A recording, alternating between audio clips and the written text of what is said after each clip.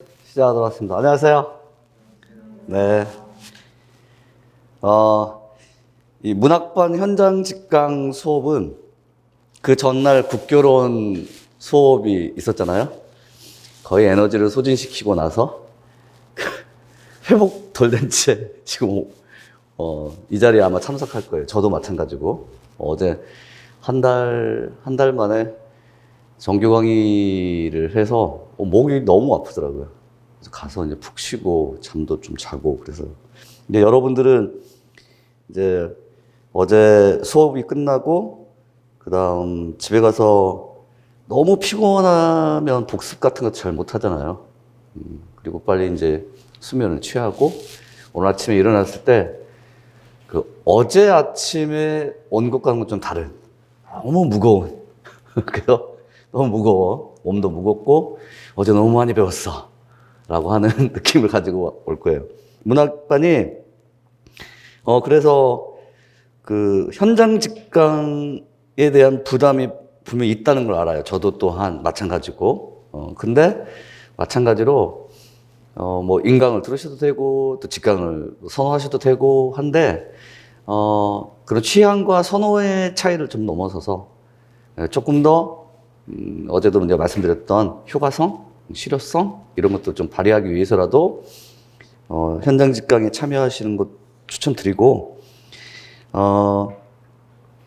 간단하게 어제는 이제 국교론하고 문학을 조금 뭐랄까 통합해서 해가지고 이제 전공 국어의 공부 방법과 마인드를 좀 통합적으로 이야기했다면 오늘은 문학에 조금 더 좁혀가지고요. 문학에 조금 더 좁혀서 지금까지 여러분들이 문학에 대한 그 접근 방식, 그 다음에 문학에 대한 직관적 뭐 그런 관점 이런 부분들을 인지 부조화를 좀 창출해 내려고 해요. 이게 설득 이론 가운데 하나가 인지 부조화 이론이라고 하는 게 있어요. 그러니까 인지 부조화를 창출해 내는 것이 이론의 핵심인데 이건 그 홈쇼핑 광고 같은 데서도 많이 활용해요. 내가 지금까지 이것이 문제인지 몰랐어. 그러니까 그러니까 연사와 강사와 그다음 청중과 인지가 불일치한 거야. 그 불일치를 극대화시켜서 창출을 시켜요. 달라. 근데 이 다르다라고 하는 것을 이제 알게 하고 그다음 또 다르다뿐만 아니라 당신들이 알고 있는 것이 문제다라고 하는 것을 극대화시키는 거야. 오늘 그 자리야. 오늘 그 자리고 지금까지 문제의식이 없었다면 문제의식을 가지고서 접근을 하면 좋겠어요. 그러니까 이 OT 강의가 문학 OT 강의가 1년간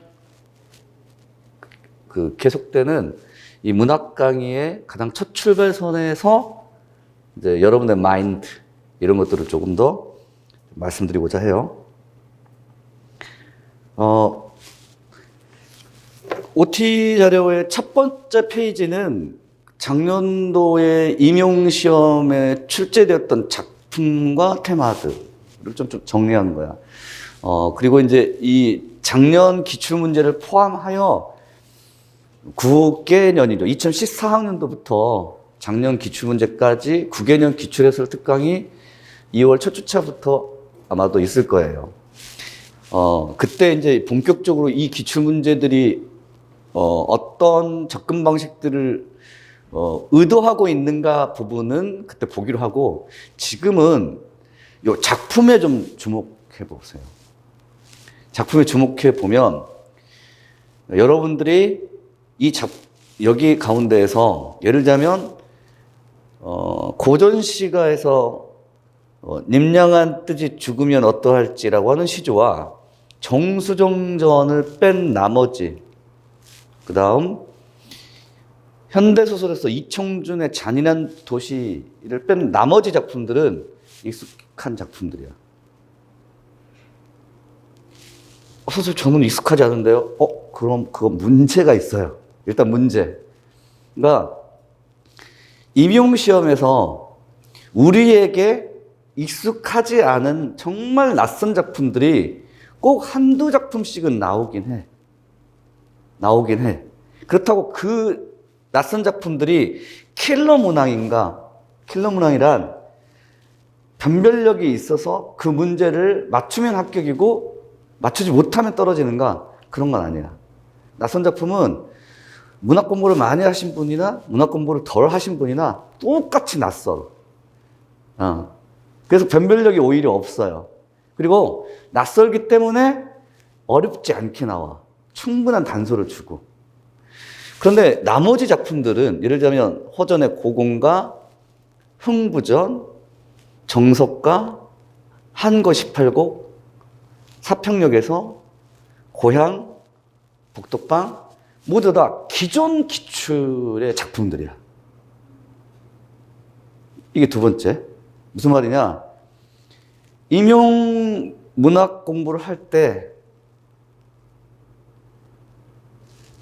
내가 모르는 작품을 공부하는 것이 아니라 내가 아는 작품을 조금 더 다져야 되고 거기에다가 기존에 임용 기출되었다 되지 않았다를 확실하게 알아야 돼. 이게 두 가지 의미가 있어. 출제된 작품인가? 출제된 작품이야. 확인됐으면 그럼 언제 출제됐는지는 기억나지 않더라도 어떠한 관점에서 접근했는지는 기억나야 돼. 무슨 말씀이셨어요? 두 가지야. 여기 나오는 이태준의 복덕방의 예를 들면 뭐 본격적인 그 기출 해설은 제가 2월 첫 주차부터 구개년 기출 해설 특강에서 마련을 해가지고 말씀드린다고 했어요. 근데 여기는 이태준의 복덕방 같은 경우에는 이전에 기출된 적이 있어. 이전에. 그리고 이제 그러한 기출된 적이 있었다라고 하면 어떤 접근 방식으로 기출되었지?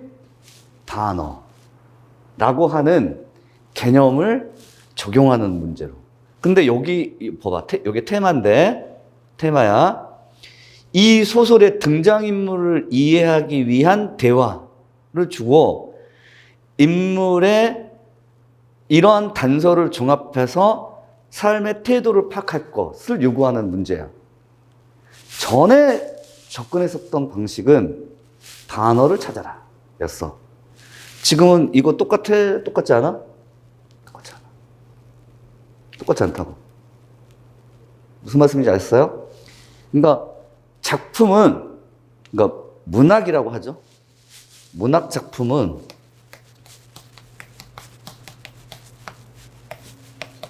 한정되어서 기출된다.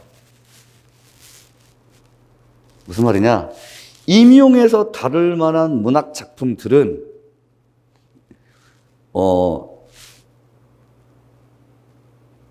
한국 문학 전반에 걸쳐서 출제 가능한 작품들이 아니야.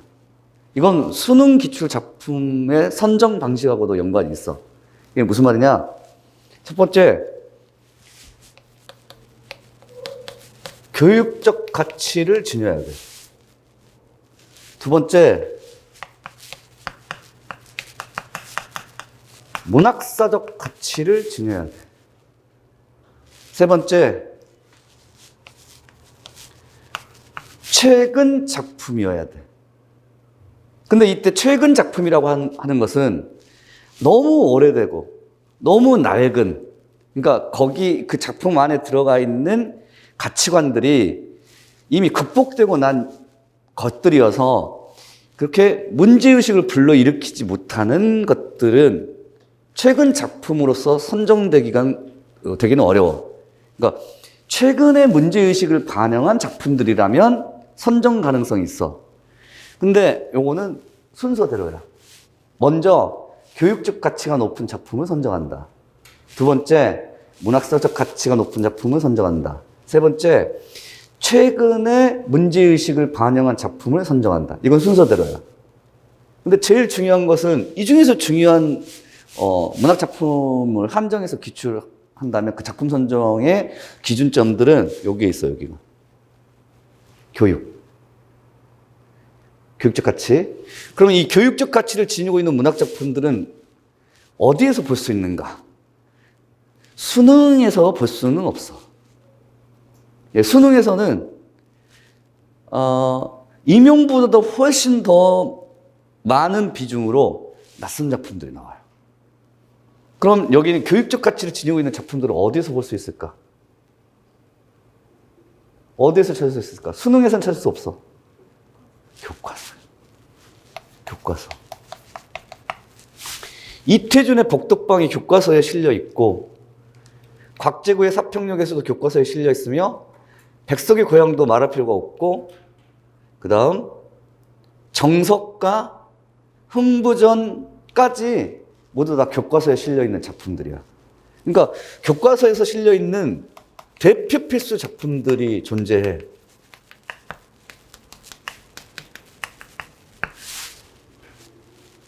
그걸 먼저 여러분들이 정보를 해야 한다.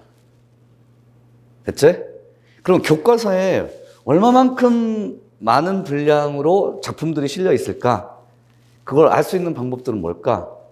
인터넷 조금 더 뒤져보시면 교과서에 수록된 작품 목록은 금방 찾을 수 있어요. 금방. 그 다음에 또 하나, 여러분들이 그렇게 인터넷 찾기가 좀 어려우면 이런 거 있잖아. 문학 14종 자습서. 그런 거 있잖아. 그 고등학교 때 아마 봤을 건데, 그러한 몇 종 자습서라고 하는 그 자습서가 교과서 수록 작품의 모음집이야. 그러니까 대략적으로 보자면 현대시, 현대소설, 고전시가 고전산문까지 이렇게 4권으로 이렇게 분권화시켜서 보통 나오잖아. 이렇게 두껍게 나오긴 하지만, 근데 거기에는 수록의 원칙들이 뭐냐면 중학교부터 고등학교 때까지 작품들을 총망라한다. 이거 하나 하고, 두 번째로는 본문에 실려 있는 작품이 있잖아. 본문. 근데 활동에 본문에 실려 있는 작품과 비교하기 위해서 더 알아보기, 더 찾아보기, 작품 바깥으로 이런 타이틀을 달고서 교과서 학습 활동에 다른 작품을 이렇게 소개하는 경우가 있잖아. 근데 그 문학 수능 자습서는 그렇게 교과서 학습 활동에 실려 있는 작품도 수록을 한 거야. 그러니까 좀 두꺼워 보여. 근데 제가 말씀드린 여기서 대표 필수 작품이라고 하는 것은 본문에 실려 있는 작품들에 한정을 해. 일단은 학습 활동에 실려 있는 그런 작품들이 아니라 일단은 그러면 많지가 않아. 많지를 않아. 거기서 자습서의 제일 앞부분에 보면 이렇게 무슨 이렇게 표 같은 것이 있어가지고 천재정, 천재김 해가지고 그 교과서의 저자의 명칭들이 이렇게 쓰여져 있고, 여기에서 출전되었다. 하나. 여기는 2개의 출판사에서 이 작품이 수록되어 있다. 하고 이렇게 보여주거든요. 그리고 본문에 있다. 활동 부분에 있는 거다. 그런 거 확인하셔가지고 본문에 있는 수록되어 있는 작품들만 이렇게 걸러내면 많지 않아요. 그러니까 우리가 지금 11월 한 말일경에 시험을 치른다 하자. 지금 우리가 1월 오늘이 7일이다. 그러면 11월 말까지 한 11개월 정도일 텐데, 그 11개월을 예를 들면 일수로 계산을 해보면 한 300여일 남았다고 치자. 그러면 하루에 몇 작품씩 보면 이렇게 두꺼운 수능 자습서가 끝날까? 계산해보면, 만약에 내가 하루에 5작품씩 수능 자습서를 이렇게 본다라고 하면 6개월 이내, 심지어 한 3개월 이내에 끝날 수 있을 정도로 그 교과서의 수록 작품들의 수가 많지는 않아요. 이해했어요? 그리고 이 이외에도 내가 작품을 더 보고 싶다라고 하면 볼 수는 있어. 찾을 수는 있는데 그럴 필요가 있을까 없을까? 없어. 예를 들자면 여기서 정말 낯선 작품인 정수정전이 고전소설에 나와가지고 내가 이 문제를 틀려가지고 내가 올해 학습 계획을 세울 때 고전소설에 내가 취약점이 있기 때문에 낯선 고전소설을 뽀개기 하기 위해서 낯선 고전소설을 중심으로 한 교과서에 수록되어 있지 않은 그런 고전소설의 작품의 한글본들을 막 찾아서 읽는다. 미친 짓이야. 왜 미친 짓이냐고? 우리들에게 그 가장 귀중하고 가장 소중하고 가장 고귀하고 가장 가치 있는 것은 시간이야. 시간. 돈을 주고서라도 시간을 산다면 사야 돼. 무슨 말씀인지 아셨어요? 그것은 지금은 모르지만 7월, 8월, 9월, 10월경에 갔을 때 시간 부족으로 인하여 내가 다 끝마치지 못했던 영역이나 과목들이 존재해 버리면 정말 돈을 주고라도 나 시간을 사고 싶은 거야. 그지? 근데 그 시간을 이런 낯선 고전소설 작품 뽀개기를 위해서 활용한다고? 그게 잘못된 거라고. 이게 첫 번째. 근데 그런 경우가 있었느냐? 있었어. 그래서 말씀드린 거야. 2022학년도는 그래도 너도 모르고 나도 모르는 정수정전과 그 다음에 이청준의 잔인한 도시 요 정도만 낯선 작품으로 출제되었기 때문에 여러분들의 입장 혹은 저의 입장에서도 낯선 작품을 그렇게 찾아 읽는 것들은 별 도움이 안 될 것 같은데 라고 하는 느낌이지만 그 전에 2022학년도 그 이전에 한 두 개 년도에 최근 9개년 안에 두 개 년도에 연속해서 혹은 건너뛰어서 현대시 작품이 낯선 작품이 연달아 출제된 적이 있어요. 현대시 작품에 아주 들어보지도 못했던 작품들이야. 예를 들면 고재종의 성수. 들어본 적이 없을 거야. 작가도 낯설고 작품도 낯설고. 왜? 최근 작가야.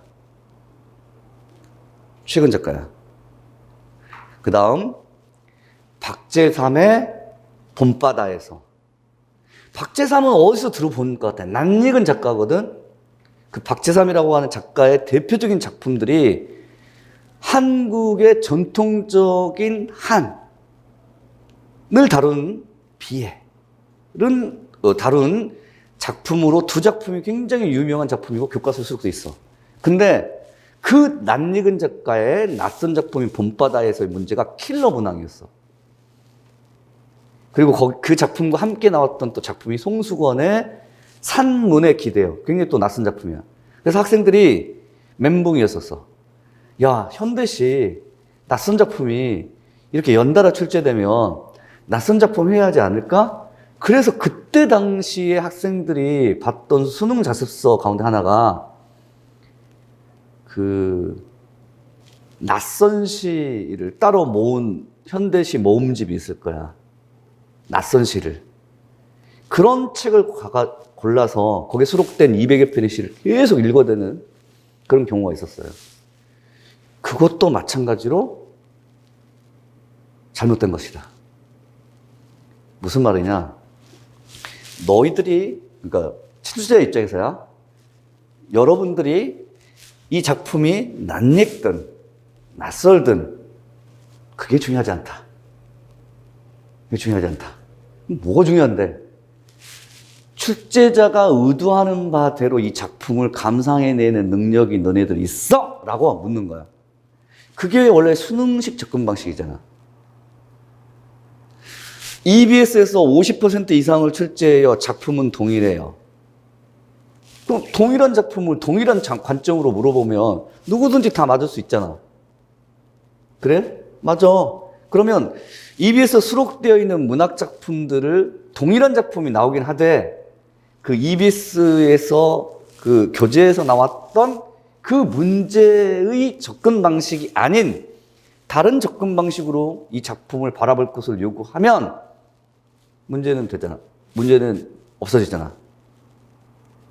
이게 수능적 접근 방식의 마인드잖아. 그렇죠? 그러니까 우리가 문학 수능 공부를 고등학교 3학년 때 했을 때 수능 자습서를 사가지고 작품을 막 암기하고 낯선 시 작품 모음집을 막 보고 그랬냐고. 안 그랬죠? 그럼 어떻게 했어? 오래돼가지고 기억이 안 나는데요? 어떻게 공부했어? 문제 풀었죠? 문제 풀었죠? 되도록 많은 문제 풀었죠? 문제를 많이 푼 이유는 뭘까? 그 문제 그대로 나오기 때문일까? 아니잖아. 뭐야 그럼? 문제를 출제하는 출제자의 의도대로 작품을 분석하는 능력을 기르기 위한 거야. 일종의 수학 공부 어떻게 했어? 공식 먼저 알려주면 그 다음에는 그 공식을 적용하는 문제들을 풀죠. 똑같은 거야. 다만 수학은 연역적이야. 원리 알고 원리를 적용하는 것들이지. 근데 우리 국어과는 문제를 푼다라고 하는 것이 영역적인 원리가 아니라 귀납적이야. 문제 풀면서 어떤 일반화되어 있는 결론들을 여러분들이 스스로 가져야 돼. 미리 가르쳐 주는 거 없어. 작품들을 보면서 따라서 이러한 작품들을 공부를 하되 중요한 것은 알고 있느냐. 중요해. 아니 봐봐. 여기에서 허전의 고공가는 선생님 저 들어본 적이 없는데요. 공부 되게 안 하셨네. 첫 번째로는 수능 공부 안 하셨어. 허전의 고공가하고 고공답 주인가는 조선 후기 고전 시가의 말하자면 가사문학 작품의 가장 첫 번째로 거론되는 작품들이야. 고공가, 고공답 주인가. 그리고 이 고공가는 임용에서도 기출되었어. 수능 때도 항상 거론되는 작품이고 교과서에 수록되어 있는 작품은 아니어도 활동 정도에는 있어. 근데 임용시험에 이미 기출되었어.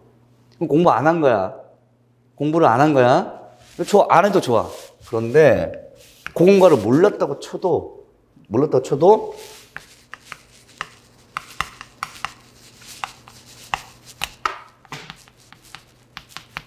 이게 중요해. 이게 제일 중요해. 출제자의 의도를 파악해서 작품을 감상한다.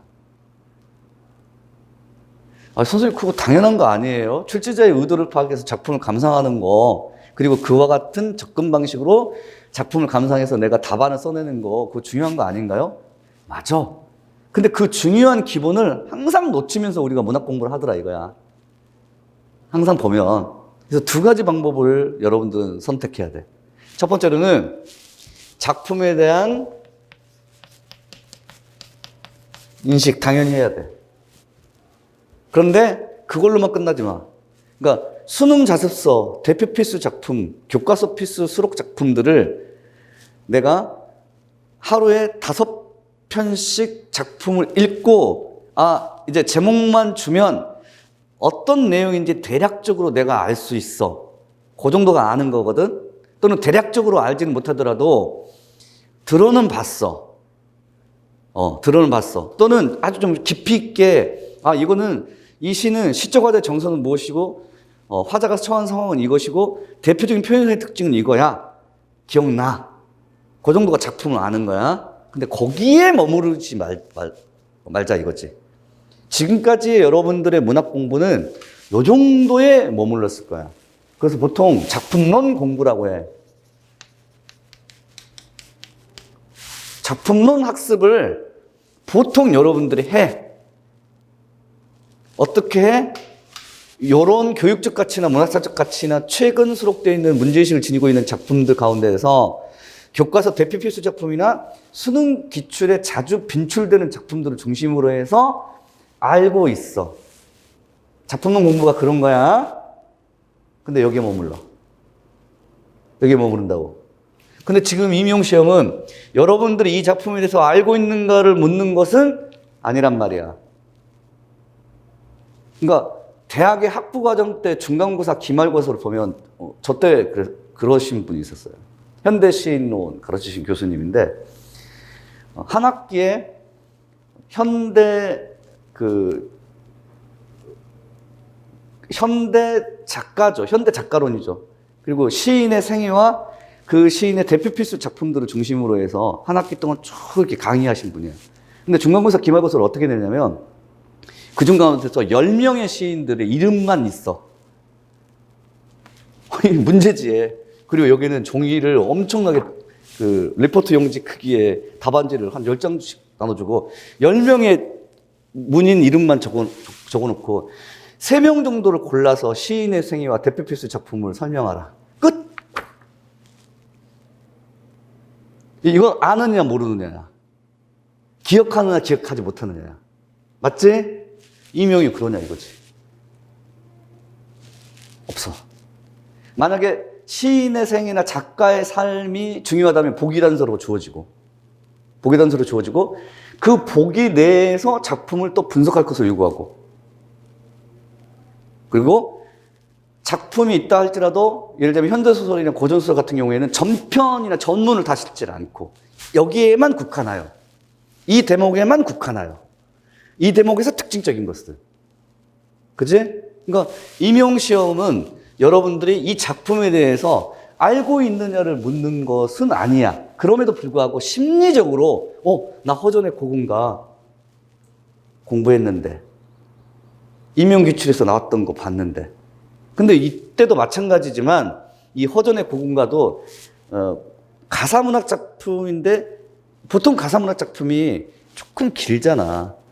근데 객관식 기출문제에서 나왔을 때 그 긴 지문의 전문을 다 준 게 아니라 부분을 줬어. 이번에도 마찬가지로 부분을 줬어. 근데 약간 중복된 부분이 있어.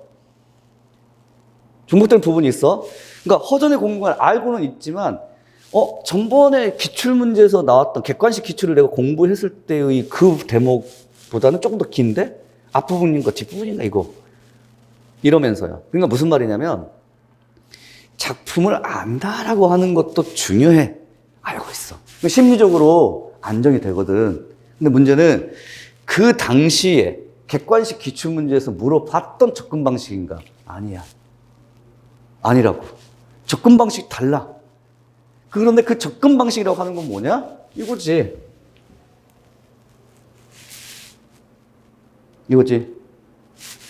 그래서 작품론 학습도 중요하지만 관점의 파악, 접근 방식의 파악,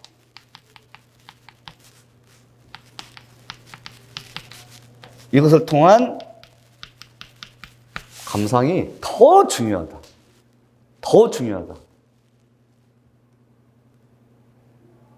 어떤 의미인지 아셨어요?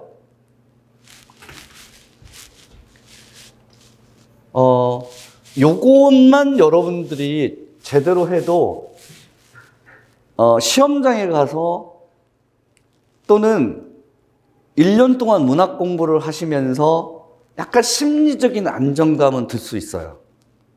내가 좀 알고는 있다라고 하는 거. 정말 그건 중요한 거야. 그래서 여러분들이 지금 1월 달에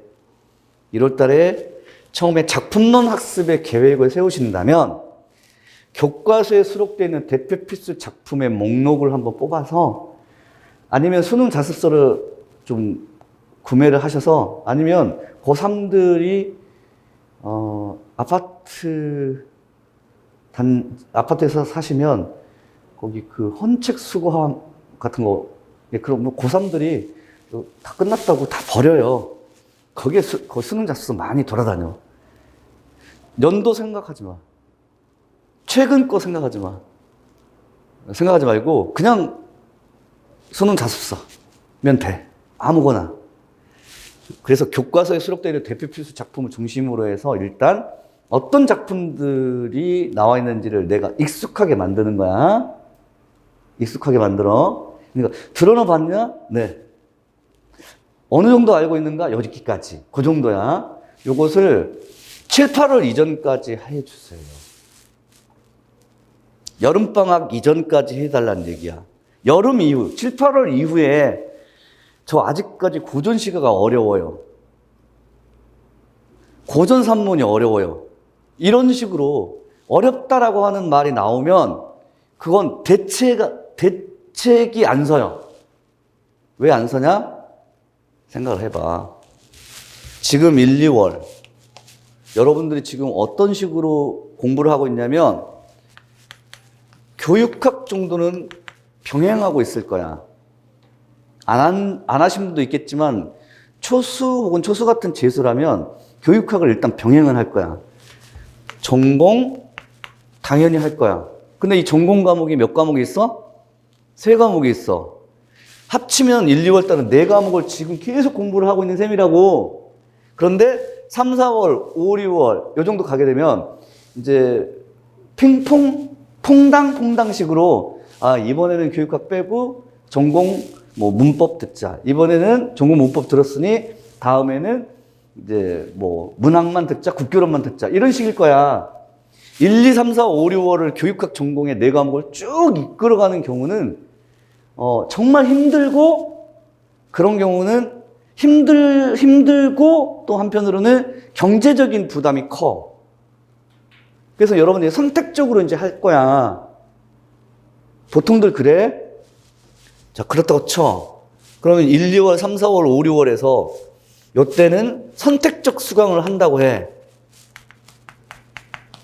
그러면 어느 정도 시간은 빠진 거지. 예를 들면 이번 3, 4월은 교육학을 듣지 않으니까 교육학 듣지 않은 그 시간 동안 교육학을 혼자 독학하고 전공 과목을 조금 더 공부한다. 또 5, 6월 달에는 이번에 교육학을 들으니까 전공 과목 한 과목을 수강하지 않고 그 빠진 시간을 또 독학하면서 또 다른 시간을 확보한다. 시간을 확보할 수는 있거든. 맞지? 근데 7, 8월 이후에도 그렇게 해야 하느냐 이거지. 시험이 가까워왔잖아. 얼마 안 남았어. 이제 11월이 시험이면 5개월도 안 남은 시점이야. 4개월 반 정도야. 근데 요때도 선택적 수강을 한다고? 안 돼. 이때 다시 교육학과 전공을 병행해서 공부를 해야 하잖아. 내 과목을 또 계속 병행해서 해야 한단 말이야. 쭉 이때는 9, 10월까지, 11월까지 5개월 동안 쭉 이끌어 가야 돼. 내 과목 모두 다. 핑퐁, 퐁당퐁당 안 돼. 그렇게 공부를 해야 돼. 근데 여기에 취약 과목 하나가 생겨. 뭐? 고전시가가 제대로 내가 본 적이 없어. 계속 문제를 풀고, 그 다음에 9, 10월 모고반에 들어가가지고 모고 문제 푸는데 고전시가가 굉장히 취약점으로 남아. 그러면 이제 7, 8월 달에 저한테 상담할 때, 선생님, 교과서 대피 필수 작품의 고전시가의 수능 자습서를 지금 봐야 될까요? 미쳤어요. 그거 볼 시간이 지금 어딨냐고. 그 고전시가의 자습서를 본다고 해서 나온다는 보장이 있어, 없어? 없잖아. 없어. 근데 거기에 지금 시간 투자를 하고 있어. 본다는 것도 그냥 눈으로 본다는 것이 아니라 꼼꼼하게 봐야 되잖아. 왜냐하면 내가 취약한 과목이니까. 너무 늦었단 말이야. 작품 공부하기에는. 그럼 이때 7, 8월 달은 뭐 해야 되죠? 그동안에 했던 것들을 반복해야 할 거잖아. 그런데 그동안에 했던 것들 가운데 고전시가만 빠져 있는 걸? 그래도 문학에서 고전시가가 취약점이라면 그래도 더 나아. 전공 과목 가운데서 문법이 취약점이에요. 뭐라고? 7, 8월부터 문법을 해도 괜찮을까요? 그 문법 선생님한테 한번 물어봐봐. 7, 8월부터 시작해가지고 11월까지 5개월 정도 시간 투자를 꾸준히 하면 문법 점수 올릴 수 있는가? 선생님한테 한번 물어봐봐. 만약에 국교론이 펑크가 났다면 그럴 수 있느냐고 물어보면 아니라고 해. 왜 그렇지? 국교론만 공부한다면 가능할 수 있어. 국교론만 시간 투자를 8시간 하루에 계속 8시간씩 투자해가지고 11월까지 투자하면 국교론 그 과목만 만점을 맞을 수도 있어. 근데 그러냐고 지금 우리 이 과목들이 7, 8월 이후는 이 4과목을 계속 동일한 시간대를 가지고서 계속 편중되지 않고 비슷한 학습량을 투여해가지고 골고루 점수를 받아야 돼. 제가 어제도 말씀드렸던 것처럼 4과목에 한 과목은 100점, 한 과목은 0점이면 떨어지는 시험이야. 오히려 한 과목 그냥 평균적으로 80점 정도만 그냥 맞도록 하는 거야. 그러니까 취약한 과목들이 없이 또는 가장 잘하는 과목 없이 비슷비슷하게 약간 상향되는 과목의 평균 점수만 맞으면 합격하는 시험이야. 그래서 임용시험에서는 당연히 공부를 할 때는 선택적인 수강을 하게 되지만 또 주어진 제한 시간 동안 얼마만큼 효율적으로 시간을 관리하기 위해서 그 시간 관리를 위한 과목 간의 편애, 선호도, 취향은 존재하겠지만 대체적으로 저는 4과목이 비슷비슷한 비중의 학습량으로 평균 점수를 상향해서 받아야 돼. 그치? 근데 이제 문학과 관련해서는 초반기, 상반기 때 작품 공부가 다 되어 있어야 돼. 그게 핵심이야. 하반기 때는 작품을 본다라고 하는 의미보다는 이 작품이 어떤 접근 방식으로 나왔는지를 보는 게 훨씬 더 중요해. 그래서 하반기 때 공부 방법은 상반기 때 작품론 공부를 했었던 작품들 가운데에서 골라서 그 작품이 수능 기출되었다. 수능 기출되었다. EBS에 수록되어 있다라고 하면 그 해당되는 문제를 풀어봐야 돼. 문제를 푼다라고 하는 것은 무슨 말이냐면 관점과 접근 방식과 출제자의 의도를 파악하면서 감상한다는 얘기야. 나만의 감상이 아니란 말이야. 그러니까 요거는 상반기 때 하는 작품론 학습은 자습서의 관점에 의한 감상이야. 자습서를 쓴 사람들의 관점에 따른 감상이야. 근데 그게 약간 보편타당해. 객관적인 감상이야. 그리고 여러분들이 학부 때 교수님께 배웠던 작품론들은 거의 대부분 그 교수님의 주관적 경향이 반영된 작품 감상이야. 제가 그 교수님께서 강조하신 걸로 그렇게 제가 들었는데요. 오케이. 그 작품을 알고는 있구나. 네. 근데 그 편향성이 있어. 지금 임용 작품은 그와 같은 식으로 나온다는 보장이 없어. 내 교수님이 들어가셔서 출제를 하시더라도 다른 지역의 학생들이 이 작품을 이러한 관점으로는 접근하는 방식은 배우지는 않았을 것이니까 그 관점을 고집하여 출제할 수는 없다고. 보편타당한 해석 관점을 유지하는 것이 필수적이야. 근데 수능 자습서는 그와 같은 보편타당성은 있다고. 있는데 문제는 뭐냐? 요거는 없어. 출제자의 관점은 아니야. 김소월의 진달래꽃이 임용 문제로 출제될 수도 있어. 그 수능 자습서에 실려있는 김소월의 진달래꽃의 감상 내용들이 있겠지. 그 정도는 내가 작품론 학습을 할 때 내 머릿속에 있는 것들이야. 그러나 임용 문제에서 나온 김소월의 진달래꽃은 수능 자습서 수준의 감상 내용을 요구하는 것일까? 절대 아니에요. 그럼 뭐가 중요하지? 작품을 아는 게 중요한 것이 아니라 보기가 주어진 상태에서 출제자의 의도나 관점대로 작품을 접근하는 것이 중요해. 따라서 상반기 때의 작품론 학습은 보편타당한 해석 관점을 유지하고 하반기 때의 관점은 그 보편타당한 해석 관점을 유지는 하되 보기에 의해서 출제자의 의도대로 작품을 감상하는 작품 감상 능력을 기르는 거야. 이해했어요? 그것이 여러분들이 수능 공부를 하셨을 때 원래 가졌었던 공부 방법이에요. 예를 들면 고1, 2까지는 요거했어. 고1, 2까지. 그리고 고3 들어서는 문제만 드립다 풀어. 고1, 2 때 작품론 학습이 제대로 돼 있지 않은 상태에서 문제만 드립다 풀면 이것도 문제가 있는 거야. 작품론 학습만 고등학교 2학년 때까지 내신용으로 하고 문제풀이 하지도 않으면서 수능 문제를 푼다? 이것도 문제가 있는 거야. 맞지?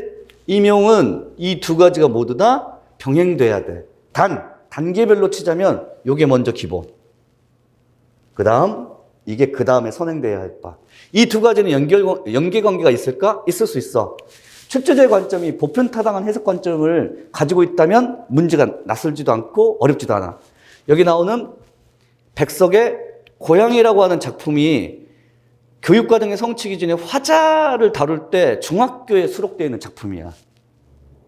그리고 임용에서 기출된 적이 그 이전에 있었어. 다만 그때 접근 방식은 공감적 시읽기 방법의 내용을 물어봤었어. 전혀 다르지? 중학교 때 교육과정에서 다뤄지는 백석의 고향은 고향을 바라보는 화자의 시각. 그래서 이 고향이라고 하는 작품과 같이 활동해서 다루는 작품이 정지용의 고향이야. 아시는 분 있어?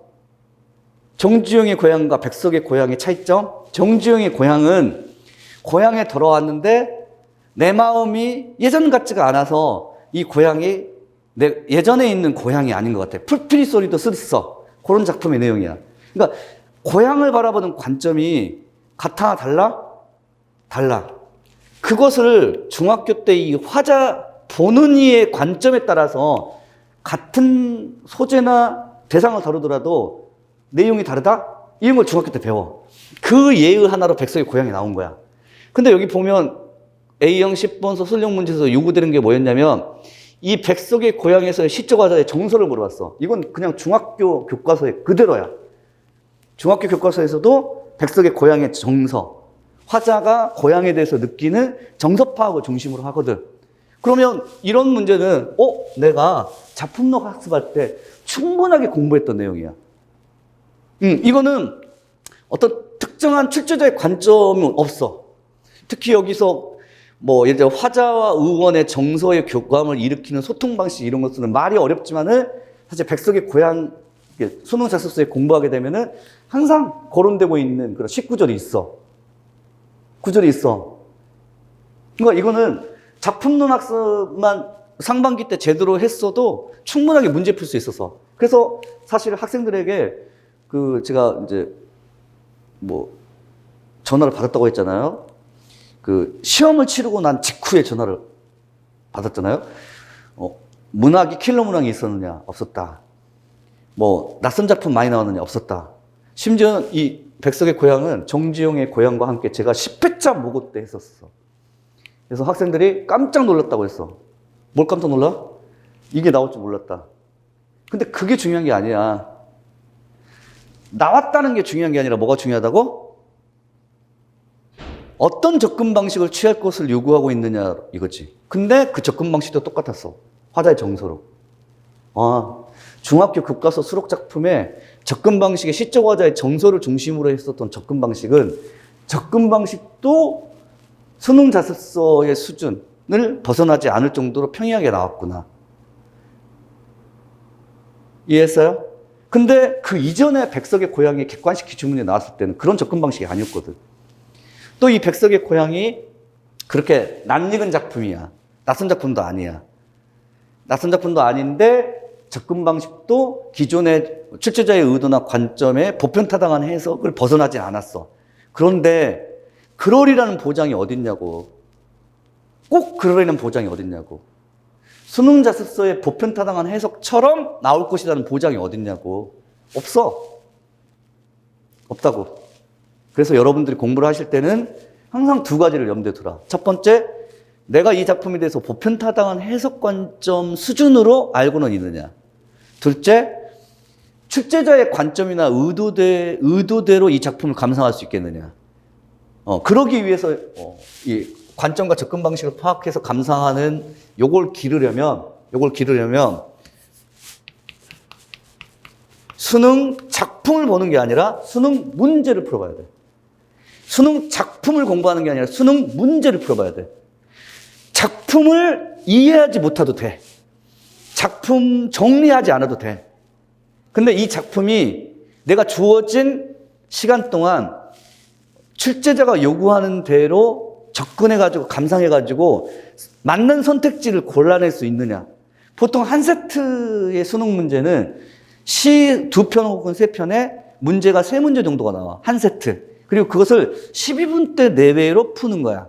근데 우리 이명은 한 문항에 서술형 문항이 8분대 내외로 풀어. 그리고 한 세트는 아니고 시 2편에 서술형 문항 한 문항이야. 또는 시 한 편에 서술형 문항 한 문항이야. 근데 이거 8분대 내외로 풀어야 돼.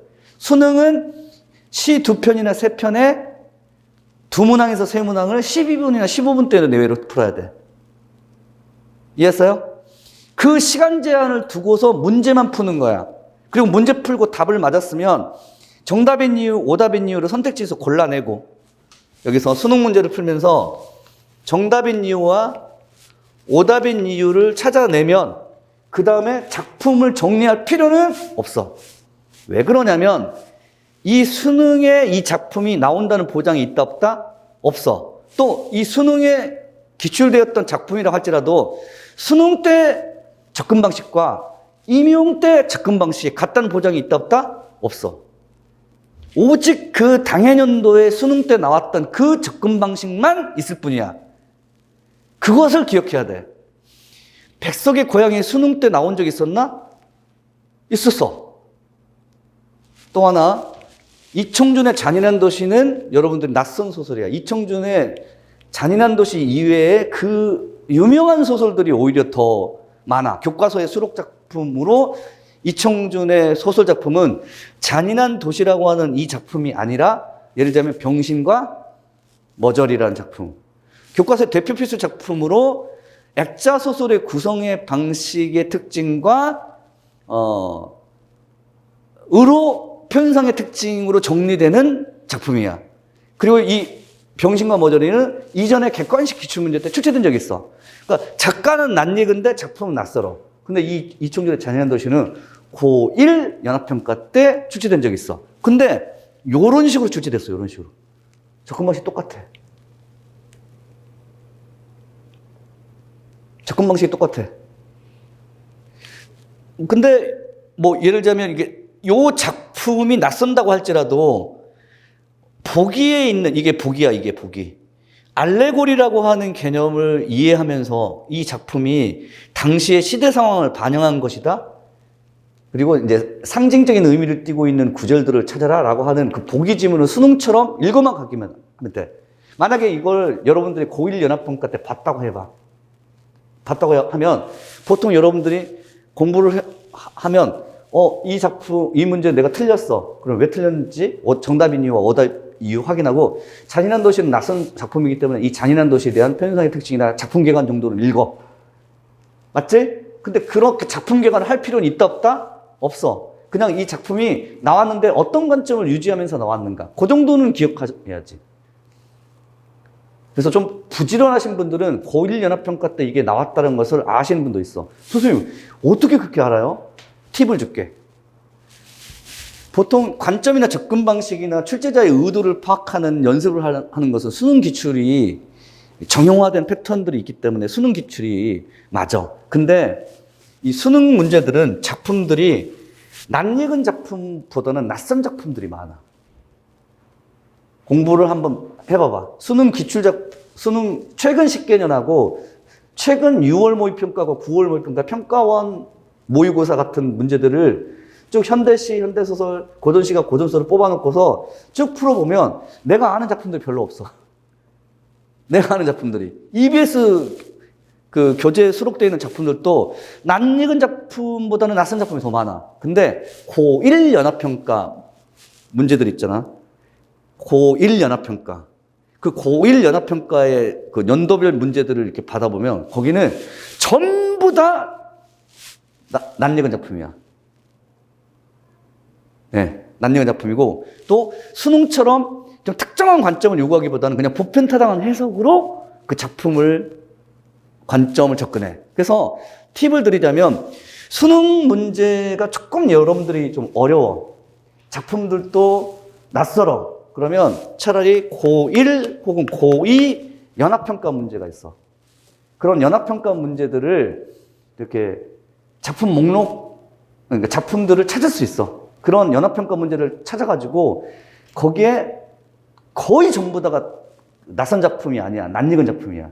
오히려 그 낯익은 작품으로 특정 출제자의 의도나 관점을 어떻게 접근한가를 보면 훨씬 더 도움돼. 이게 만약 수능 문제를 접근하기가 좀 어려우신 분들은 요 고1 연합평가나 고2 연합평가에 낯익은 작품으로 접근 방식을 파악하는 방법. 그렇게 공부를 좀 하셨으면 좋겠어요. 자, 지금까지가 여러분들이 대체적으로 학습하는 방향을 제가 설정드리는 거야. 좀 결론을 내리면 작품론 학습은 적어도 언제까지 끝냈으면 좋겠다? 상반기 때. 근데 이 작품론 학습을 한다라고 하는 것은 무엇을 의미하는가? 무엇을 의미해? 교과서에서 수록되어 있는 대표 필수 작품에 대해서 알고 있는가 정도. 보편타당한 해석 관점 정도를 유지하는 것. 이해했어요? 예를 들면 김소월의 진달래꽃은 워낙 많이 들어봤으니까 그럼 김소월의 진달래꽃의 화자의 정서는 뭐지? 그러면 뭐 또는 주제는 뭐지? 라고 하면 뭐 여인의 뭐 동양 전통의 뭐 여인의 여인상 또는 아니면은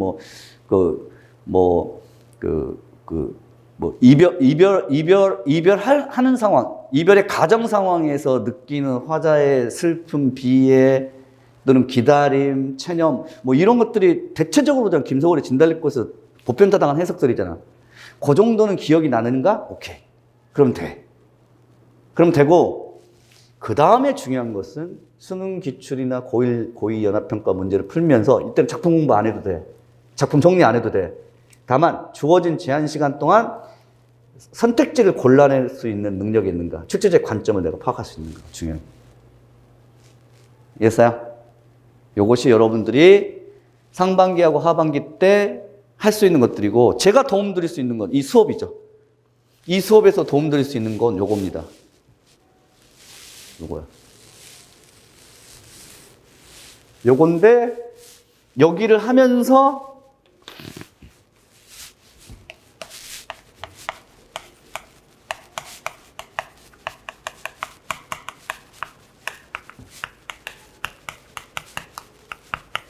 요걸 같이 합니다. 제 수업은. 그래서 좀 빡세요. 좀 힘들어. 어떤 점이 힘드냐? 이 작품에 대해서 내가 들어본 바가 없어. 들어본 바가 없으면 일단은 보편타당한 해석 관점을 유지하면서 이 작품이 어떠한 내용인가를 일단 파악을 해. 근데 그것에만 끝나는 것이 아니라 이게 어떤 관점으로 출제됐는지 한번 보자. 까지 나가니까 너무 힘들어. 근데 그렇게 해야 돼. 언제? 1, 2월 달에. 그럼 3, 4, 5, 6월 달에 뭐 하지? 이렇게 대표 필수 작품 가운데서 선정된 이명 기출 작품의 접근 방식을 내 수업을 들었을 때 강사 송원영에 의해서 들었다면 그 다음에는 내가 내면화 시켜야 돼. 정말 기출 문제 전문 본문을 다 보고 나서 그때 선생님이 1월 달에 이 작품은 염상수업의 3대가 문학감상의 4대 관점으로 접근 가능하다고 했는데 뭐였더라? 맞아 이거 생각나. 근데 또다시 뭐였지? 근데 내가 이제 스스로 한번 해봐야 돼. 이해했어요? 그 복습이 3, 4, 5, 6월 달에 하는 거야. 3, 4, 5, 6월 달. 그리고 이제 3, 4, 5, 6월 달에 또 무엇을 하느냐? 요거. 교과서에 수록되어 있는 대표 필수 작품을 학습 활동과 같이 공부를 합니다. 공부를 해. 학습 활동과 같이. 어떤 관점으로 접근했느냐는 학습 활동이 있으니까. 이것이 3, 4, 5, 6월 달에 하게 되는 거예요. 그래서 제가 1, 2월 달에는 이 중에서 교과서의 대표 필수 작품 가운데서 임용에서 기출되었던 작품의 접근 방식을 함께 가르쳐주고 3, 4, 5, 6월 달에는 교과서의 대표 필수 작품을 학습 활동과 같이 알아보는 시간이에요. 그래서 3, 4, 5는 현대문학, 5, 6은 고전문학. 작품을 공부하되 여기에서 핵심은 뭐냐면 요거야. 학습 활동을 같이 본다는 거. 근데 이 학습 활동이 무엇을 의미하느냐? 이 학습 활동이 바로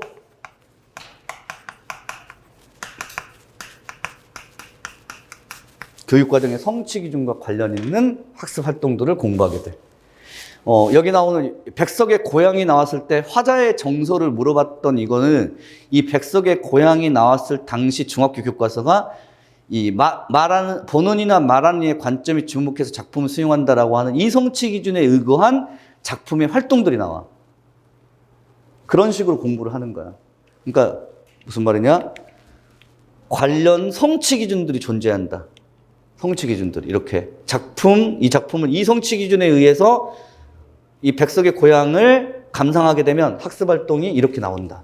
그래서 학습 활동을 중심으로 해서 작품을 감상하는 방법을 3, 4, 5, 6월 달에 집중적으로 하되 특히 현대문학에 집중해서 할 거야. 왜냐하면 고전문학은 교육과정의 성취 기준이 아니어도 고전문학에 가지고 있는 그 자체의 교육적 가치와 문학사적 가치가 있기 때문에 그래. 근데 현대문학은 그 자체의 교육적 가치나 문학사적 가치를 찾으려면 교육과정의 성취 기준에 의거해서 작품을 감상해야만 교육적 가치가 나와. 그래서 3, 4월의 현대문학을 중심으로 할 때는 교육과정의 성취 기준과 학습활동을 중심으로 다룬다. 5, 6월 달에 고전문학을 할 때는 교육과정의 성취 기준이 아니어도 이 작품이 어떠한 식으로 해석되는가, 또 가르쳐지는가지. 가르쳐지는가.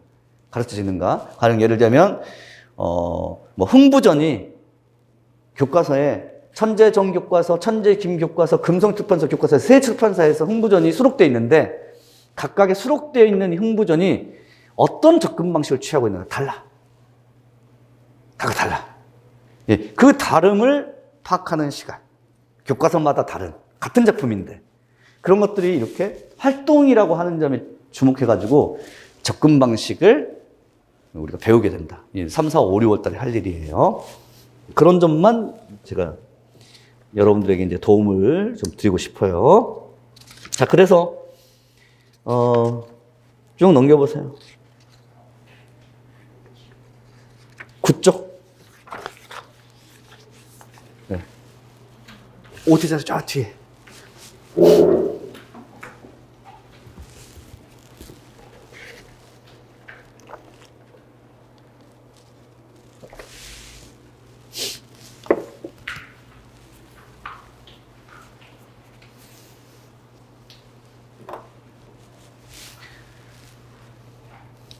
저기 그 기출 작품을 중심으로 한 그 설명은 그냥 생략하고 여러분에게 이 임용문학의 공부 방법을 결론을 내리도록 하겠습니다. 그쪽 부분에. 자, 첫 번째. 작품론 공부는 당연히 해야 돼. 근데 그 작품론 공부는 두 가지 방법이 있다고 해서 하나는 자습 써보고 작품에 대한 이해 능력을 키우는 거야. 그런데 한 4년 전에 그러니까 제 2년 동안 제 조교를 하고 그냥 2년 동안은 조교를 하지 않고 그냥 제 수업을 듣고 4번 정도 시험을 치렀던 3년 전이죠. 3년 전에. 3년 전에 사수했던 여학생이 있었는데 그 여학생이 저한테 그러더라고요.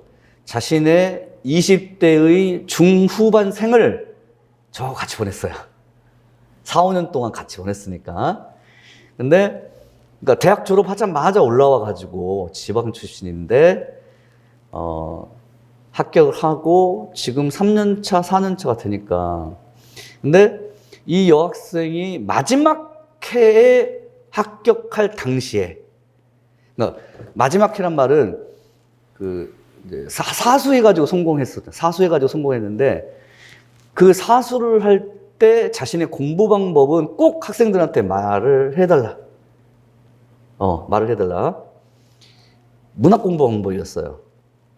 문학 공부 방법. 그 여학생은 본래 그 예술계 그 대학을 진학하는 것을 꿈꿨었어요. 진학이. 예대. 근데 고등학교 3학년 때 아버지의 반대로 어쩔 수 없이 수능 공부를 하기 시작했어요. 그러니까 고등학교 2학년 때까지 제대로 된 공부를 한 적이 없어. 그리고 고3 때 1년간 엄청 열심히 공부해가지고 겨우 인문대 국문과를 들어간 거야. 그런데 운이 좋아서 서범대 2학년으로 전과가 가능했어요. 그 학교에서. 그래서 전과를 해가지고 서범대 졸업장을 받게 됐죠. 그런데 이 여학생이 가장 가지고 있었던 트라우마, 컴플렉스? 예, 이게 뭐냐면 자신이 수능 공부를 제대로 한 적이 없다는 거. 물론 1년 동안 한 적은 있었는데, 그다음 학부과정에서 인문대 국문과, 그다음에 사범대 국격과를 다닐 때 가장 차이가 나는 게 뭐였냐? 문학작품에 대한 깊이 있는 해석이 안 돼. 그 다음에 텍스트에 대한 해석 능력이 떨어져. 예, 글 읽기가 잘 안 돼요. 다른 학생들보다도 시간이나 속도가 더 늦고. 그러니까 문학도 잘 안 돼. 그다음에 국교론도 잘 이해가, 텍스트에 대한 해석 능력이 또 안 돼. 계속해서 자기가 컴플렉스를 느끼는 거야. 그래서 자기가 온전하게 승부를 걸 수 있는 것은 암기야. 그래서 문법을 4년 동안 열심히 했어. 그래서 어느 정도 문법은 좀 되어 있어. 그런데 문제는 임용시험을 딱 보려고 했을 때 걸리는 과목이 그래도 교육학은 암기고 문법은 암기니까 그렇다 쳐. 국교론하고 그다음 문학이 걸려. 근데 국교론도 생각해보면 암기, 그다음 내면화잖아. 이해, 암기, 내면화. 그다음에 나올 만한 내용들이 정해져 있고. 그러니까 1, 2년 정도 시간 투자해가지고 어느 정도 국교론도 정복했어. 근데 여전히 사수할 동안, 학부 4년 동안, 그 사수할 동안 계속 걸림돌이 문학이야. 그렇다고 이 학생이 안 해본 게 없어. 이것도 다 해봤거든. 해년마다 수능 14종, 16종 바뀌잖아. 또는 교육과정기가 바뀔 때마다 그 2번인가 바뀌었어. 자기가 처음 공부할 때 16종, 그 다음에 14종이었어. 자기한테 있는 수능 자수가 3개나 있대, 3개. 그렇게 바뀐 거, 3개. 그러니까 학부 다닐 때 수능 자수서, 16종 기회 수자수서, 14종 기회 수능 자수서. 그거 다 놓고 갔더라고. 합격하는 후에 이거 안 해본 바가 없어. 그 다음에 수능 자소서만 본 게 아니라 제 3, 4, 5, 6월 달에 교과서 대표 필수 작품의 학습활동까지 진짜 꼼꼼하게 암기한 거지. 왜냐하면 이해하고 해석하는 것이 텍스트 독해 능력들이 좀 떨어지니까 그냥 암기하는 거야. 작품 제목 딱 주어지면 그래서 그 여학생이 한 일은 그냥 드립다 암기야. 근데 암기도 말이 암기지. 그 어떻게 이 많은 작품들에 대한 학습 활동까지 다 암기를 하냐고. 그리고 암기한다고 해서 나온다는 보장이 어딨냐고. 그지? 근데 마지막 회에 무엇을 했냐면, 이래서 안 되겠다. 이래서 안 되겠다. 안 한 건 아니고. 수능 문제, 고1, 고2, 고3 연합평가 문제 다 했어. 안 한 게 없어. 사수 활동한. 그 다음에 뭐 대표적인 개론서들 안 본 게 없어. 그런데도 문학 점수가 안 나와. 그래서 마지막 해 했던 게 뭐냐? 이거였어, 이거. 스스로 작품 분석해서. 이게 소위 말해서 백지인출이라고 해. 백지인출. 그러니까, 그냥 노트 한 권에 내가 오늘 백석의 고향이라는 제목을 쓰고, 그 다음에 작품만 있어. 작품 해석된 부분 하나도 없어. 그러면 여기를 내가 백석의 고향의 그 시적 화자가 처한 상황은 뭐뭐, 시적 화자의 정서는 뭐뭐, 태도는 뭐뭐, 표현상의 특징은 뭐뭐, 시상 전개 방식은 뭐뭐, 이런 식으로 일종의 원리라고 하는 한 6개의 원리나 공식을 모든 작품에 다 적용하는 연습. 그러니까 아무것도 없는 백지 상태에서 작품 전문만 보고서 스스로 막 옆에서 적는 거야. 그 다음에 19절은 이거다라고 하는 확신 갖고. 왜냐하면 하면서 이제 그 연습을 340일 동안 한 거야. 1년 동안. 문학 공부를 한 것은 이것밖에 없대. 왜냐? 그 이전에 이거 다 했거든. 다 했는데도 다시 수능 자소서를 보기에도 그렇고 다시 수능 기출 문제를 풀면 답은 이미 내가 알고 있고 3번이 정답이라는 거. 정답인 이유와 오답인 이유는 내가 안 해본 바도 아니고 무엇을 할까 하다가 생각한 게 하루에 대여섯 작품씩 그 제목 적고 노트에다가 이렇게 공식적인 원리 한 6가지 정도를 이렇게 대입해가지고 그 결과물을 계속 내는 거야. 스스로 분석하는 거지. 근데 이걸 여러분들에게 해달라고 말해달라고. 이거 좋다고. 그분이 마지막 합격하시면서 저한테 꼭 전해달라고 하더라고. 백지인출이라고. 그러니까 이 백지인출은 사실은 어떤 식으로 공부를 해야 하냐면 이거가 병행해야 돼. 내가 수능 자습서를 공부하고 현대시를 3주 만에 다 끝낸 거야. 현대시 다 끝내고 이제 현대산문을 들어가.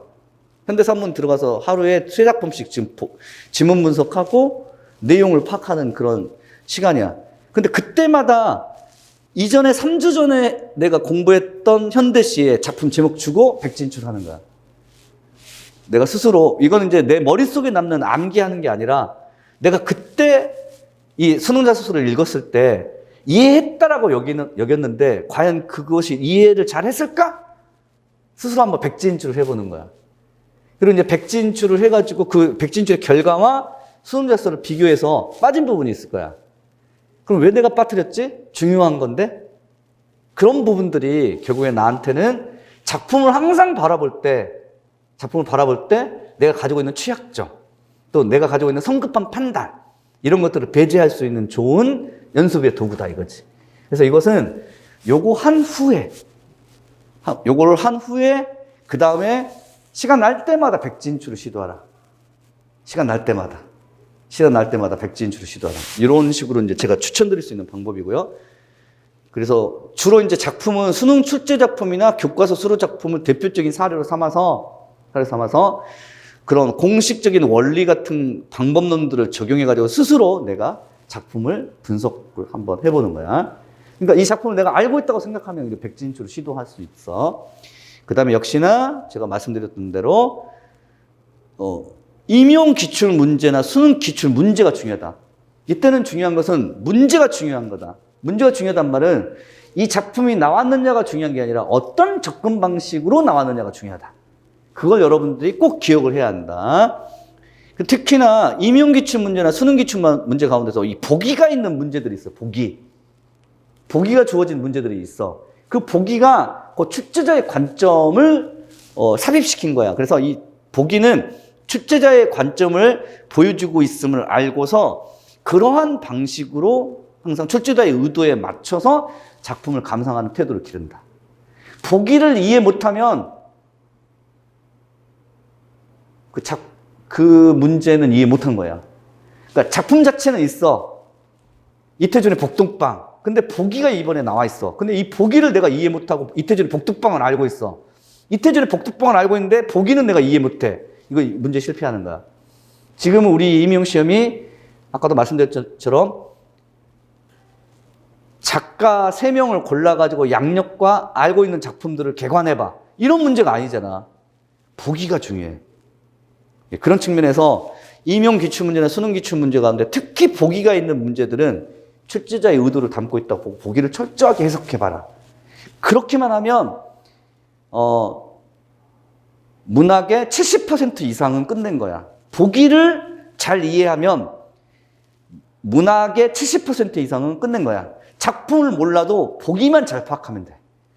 낯선 작품이 나와도 보기만 잘 이해하면 돼. 근데 이 보기를 이해를 하지 못해 버리면 작품을 아무리 내가 알고 있더라도 답안을 소설해내는 논점이 달라질 수 있다. 점수를 얻지 못하는 거예요.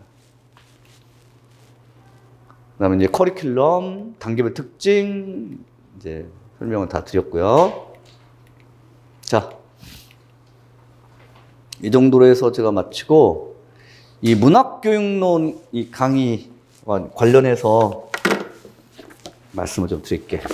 뭐냐면, 이 교재야. 제 교재. 이 교재는, 작품도 실려 있어요. 근데 이게 교과서 대표 필수 작품이 아니라 요거.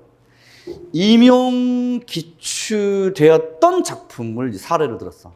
임용 기출된 작품. 그래서 여러분들이 제 수업을 들었을 때 반드시 해야 하실 일은 매 주마다 기출 문제를 같이 보셔야 돼. 근데 지금 기출 교재가 아직 안 나왔어. 개정 중에 있거든요. 그래서 지금 아마 약간 두꺼운 프린트물로 직강반도 이거 지금 두꺼운 프린트 받았죠? 이게 지금 개정 중에 있는 기출교재의 원고야, 원고. 이 두꺼운 프린트물이 기출교재 원고야. 그래서 혹시라도 여러분들이 저 기출 문제집이 있어요. 기출교재가 있어요라고 하면 그 여러분들이 가지고 있는 기출교재로 매 주마다 수업에 참여해 주시면 되고, 복습을 하실 때 여러분들이 가지고 있는 기출 교재로 복습을 해 주셔야 돼. 항상. 그래서 제 문학 수업에 조금 더 효과적인 접근 방식. 이거는 수업을 듣되 기출 문제와 함께 공부를 한다라고 하는 생각을 가지시고 따라와 주시기 바랍니다. 아셨죠? 오케이, 됐습니다. 그러니까 저는 요거 알려드리려고 해요. 요거. 임용기출 작품으로 어떤 접근 방식으로 접근했는지를 알려주고자 해요. 쉬워, 어려워? 이것만 말씀드리고 수업 끝마치게. 임용 기출 작품으로 관점이나 접근 방식을 알려주는 수업인데 쉬워, 어려워?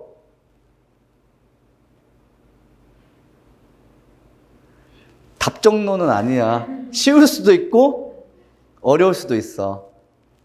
어려워. 차라리 이런 수업은 가능해. 수능 자습서에 수록되어 있는 작품의 보편타당한 해석 관점으로 자습서 수업을 하는 것은 내가 가능할 수 있어. 이건 쉬워.